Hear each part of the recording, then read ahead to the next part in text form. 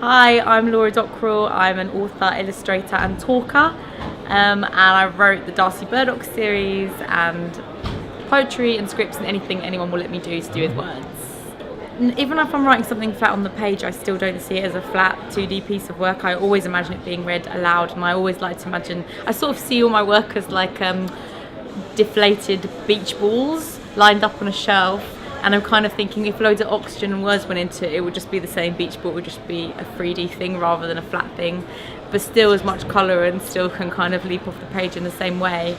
And performance is something that I just found another way of telling stories, and I'm going to probably go back to that, and I include it in everything I do. So I don't really see there's a massive divide between any of it really. And the same with illustration. I feel like it's just another way of telling a story through scribbles.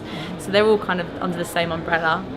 I feel like location and the backdrop for life can change everything, your whole perspective, your mood, and for inspiration. I grew up in Brixton, which was the most colourful, like growing up near the market, and my school was completely organic and homegrown, and I feel like my parents were punks. I grew up around loads of music and film. My neighbours, everybody looked different, everybody came from a different background. I feel so privileged. I was like saying earlier that before I even learned anything at school, just by being in that room with kids from every single background, every single age, discovered so many religions and ways of life that actually I felt educated by the time I just stepped foot in my building, and I feel so privileged and lucky for that. And it's just naturally become part of my skin, I guess, as a human, and then as a writer, being able to watch that and dip into that has given me an enormous palette to paint with, to tell stories with. So I feel so fortunate, and that's why I'm so grateful to London. I feel like the most important thing when you go to schools is to remove yourself from the education of books, and to say I'm not here to kind of say, to remind you that you're in school, in this school building, and this is a very schooly book, and school.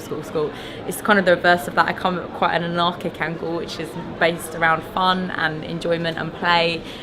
How I see it, if I can go into a school and I can be myself and wear the clothes I want to wear, and they think that's quite a cool job, and be a bit naughty and it be associated with books, I feel like my job's done. And all I want is kids to think, okay, I might not be an A-grade student or a huge academic, I wasn't the cleverest clog in the shoebox, so I want them to feel like, oh, maybe I could do that when I'm grown up, and not to come in it from a really school academic way, make it feel fun.